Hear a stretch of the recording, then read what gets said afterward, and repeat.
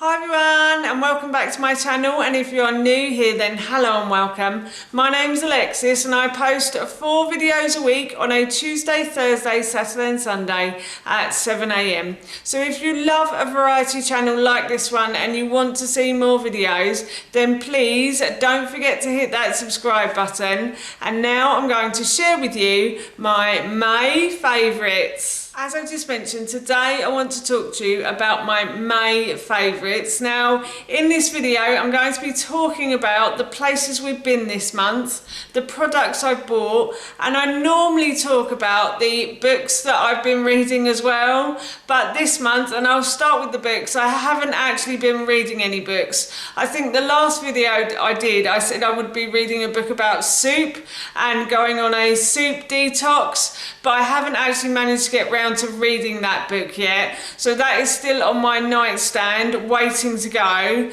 But when I do get round to it, I will let you know how it is. But anyway, I thought I'd now move on to the places we've been. So this month has been quite an exciting month for us. We've done a couple of things. So my cousin Virginia and her partner Florian came to stay with us for a weekend, and we went to the beach. It was lovely weather, so we decided to go to the beach.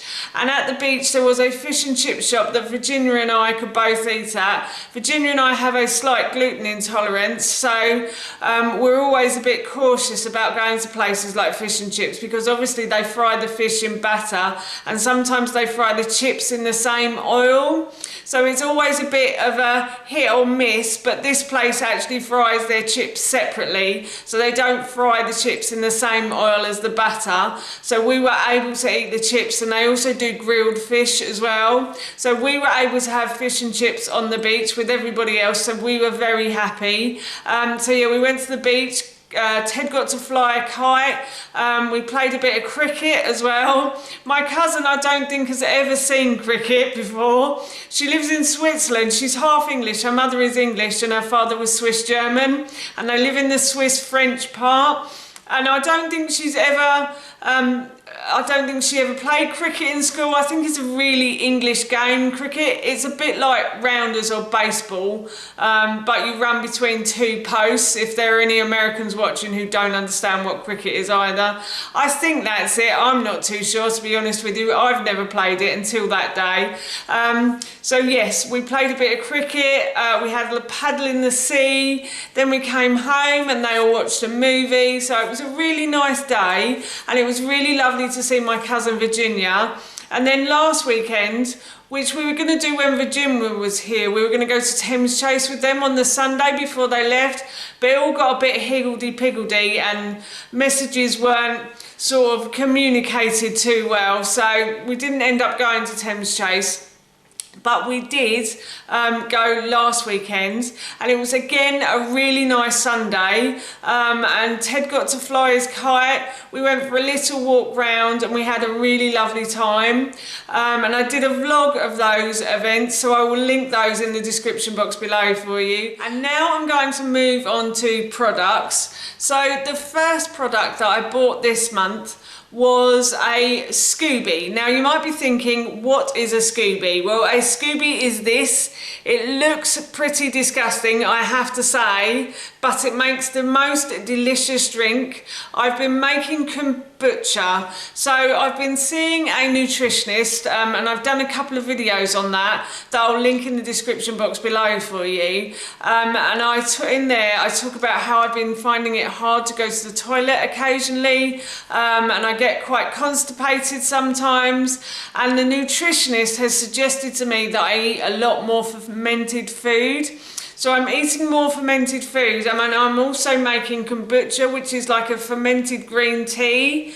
And you use a Scoby, which is a fungus, I think, in the drink. And you can make this really delicious drink with it. It does take a while to make though, I have to say. You have to leave this in a warm spot in your house for about like 7 days. I find I made it the first time and I left it for about 3, but it was quite sour after 3 days. It tasted a lot more like vinegar, but when I left it for 7 days, it tasted a lot better. So I would suggest leaving it for longer. You can leave it for up to 2 weeks in a warm spot and it should be fine as well. And yeah, I've just been really enjoying this drink. I've been having this drink with my pills in the morning. So yes, I would highly recommend having a go. And I'm going to be writing a blog post in June about making kombucha. So that will be on my blog, and I will link my blog in the description box below for you. Next, I'm going to show you 2 products together. So last month, oh no, maybe it was March. I've been on a herbs course for quite a while now, since about February I think. And on the herbs course, we were going to make daisy balm. So we have quite a lot of daisies growing in the garden, so I picked them and I put them in a pot and I added olive oil to the pot and etc, etc, and I was going to make daisy balm with them. And to make daisy balm you need beeswax, and the person who was teaching us about the daisies was going to teach us about how to make the balm, but we never ended up getting round to it for one reason or another. I think that lesson got cancelled. So I ended up with some beeswax. I've got 2 boxes of it here, so I thought that I would make my own candles, hence buying the candle kit. So I love candles, I really like them, I really like burning them as well, but I do find they are quite expensive when you buy them in the shops, especially like the natural or organic ones. If you look on Amazon, they are quite expensive, I have to say. So I thought I'd try and save myself a little bit of money and start making my own. So I bought this kit, and inside this kit it has, I think this kit was about £10. It has a jug that I think you can put on the hob and melt the wax down in, because if you melt the wax into like an ordinary bowl it will ruin the bowl. So I thought it'd be probably better to buy a proper jug to melt the wax in. So I bought this jug. And it also comes with these tins as well to put the candle wax in. It comes with sticks as well to hold the wicks up. It comes with wicks. It comes with basically everything you need in the kit. Oh, and it's got a spoon to stir it with as well.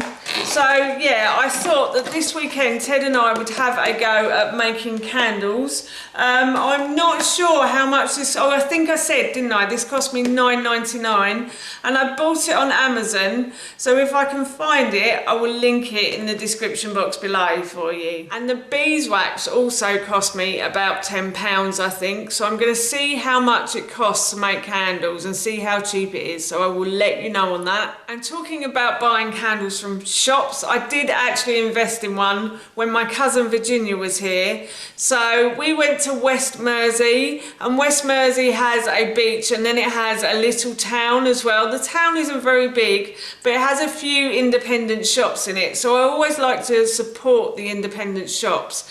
So I went into one and they were selling these really lovely products, and they're by a company called Bloomtown, and I bought this candle, and this is the Rose Garden candle. Now this company is a small company that is family run, and everything they make is ethical as well. So they use products that are ethical. There are no chemicals in these candles either. There's no nasties in here. They're completely palm oil free as well.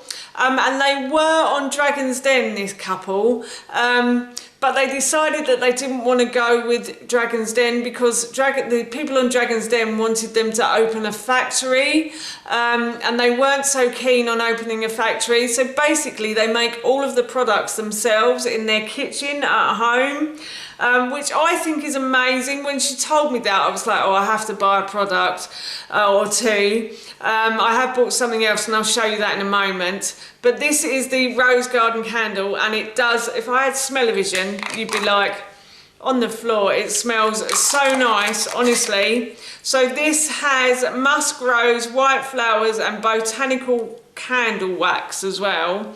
It was £12, and as you can see, it's not very big, so I'm a little bit apprehensive about burning it. My son tends to love burning candles, and I know if I light this one, it's just going to go in 5 minutes if I let my son near it. So I might have to be burning this in secret. But yes, it smells lovely, and I love the ethos of the company as well. So if I can find this company, I will link them in the description box below for you. And then, as I said, I also bought another product from the same company, and this is a natural deodorant by them. Again, this smells lovely. Oh, so good. If only you could smell it. So it's a deodorant stick that comes in a tin, and basically when you want to use it, you just take it out of the tin and you do that, and then you put it back in the tin and it seals up. And I buy these quite often online from Amazon. The last one I bought was £9.99. I still have it in the bathroom upstairs. I have shown it in a favourites video as well. I can't remember what it's called right now, but it has lasted me a good 6 months. So I know that when I buy products like this one, they do last quite a while. This was £9, this was £8.95. So I didn't think that was too bad for a deodorant stick, to be honest. And it is cruelty-free, vegan and palm oil free. And as I said, I love the ethos of this company. So yeah, again, if I can find this product and the company, I'll link it in the description box below for you. And then finally, last month, I ran out of concealer. So I went online to have a little look.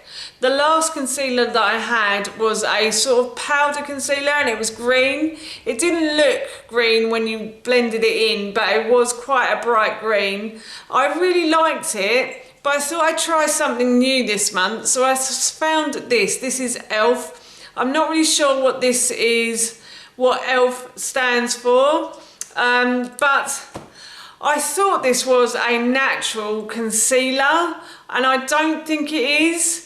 It's lovely, and it tends to stay on quite well as well, so I'm thinking there might be chemicals in here. If anybody knows if this has chemicals in it, could you please let me know in the comments below. I have tried to look, but I can't seem to find anything. But yes, it is a nice concealer, and I will use it up because I don't like waste, but I don't think this is a natural concealer. I think Amazon may have been tricking me a little bit when I typed in natural or organic concealer. I could be wrong though, but yeah, it is a nice concealer. It wasn't too expensive either for a concealer. I think it was probably something like